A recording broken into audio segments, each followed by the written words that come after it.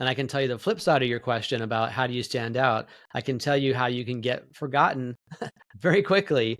And the single best way to do that is to ghost somebody. Whether you are a company interviewing, scheduling an interview with a candidate and the company decides to, for whatever reason, doesn't show up, and beyond just an emergency happening, they just flat out don't show up. The job isn't available anymore. They already hired somebody, they promoted someone from within, whatever it might be. But if you're an employer and you don't show up to interview a candidate, or if you are the candidate and you scheduled an interview and you've confirmed it, and then you flat out just bail on the interview and don't show up for it, there is no faster way to really get, kind of get on the bad list. I'll say it nicely, on the bad list of that company, and really kind of cancel yourself. I mean, you're asking them to stop calling you. You're telling them, hey, I don't care enough about you as the company, about you as the hiring manager, or about you as the job, to even show up for the interview. And at that point, they're never going to call you back. I don't care how good your skills are, how unique your background is. If you ghost an employer and you just don't show up for the interview, that is a single fastest way to lose all credibility.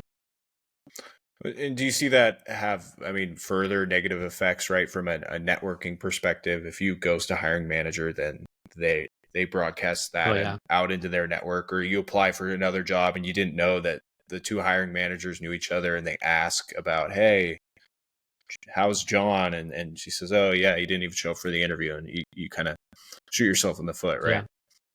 Exactly. Especially if you're trying to apply to another job at the same company later on, that happens. And not only hiring managers talking to each other, but just the systems that a lot of those companies have in place. That if the internal recruiter or HR manager is doing their job, they're putting notes in there and they're indicating this person didn't show up for the interview. So then when that person applies to a second job, let's say a month later, then the notes are in there and that person is not going to get an interview.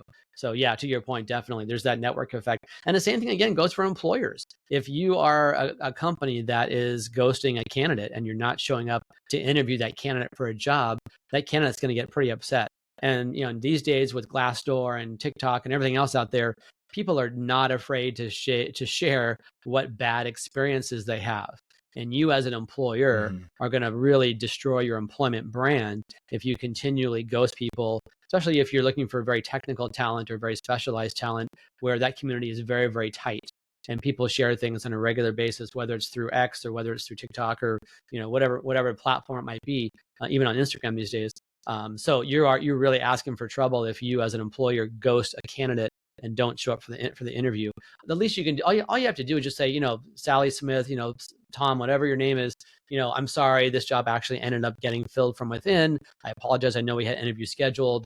I'm looking forward to keeping you on my radar screen for future jobs. It takes all of 10 seconds for a hiring manager or HR person to do that, and at least have the professional courtesy and the common courtesy to give that person a heads up, so they're not just sitting there waiting by themselves on Zoom, wondering why they're by themselves.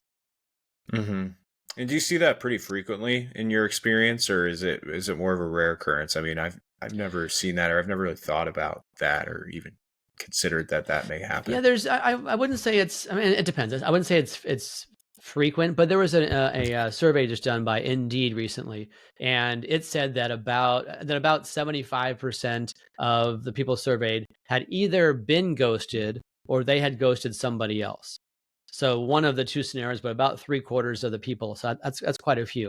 And unfortunately, the percentage of job seekers that now think it's okay to ghost a company is now up to about 33%, which is ridiculous. It's hard to imagine that 1 in 3 people thinks it's okay to just not show up, for an interview. It's like, if you're going to have dinner with your friend, you wouldn't just flat out not show up because you already ate, right?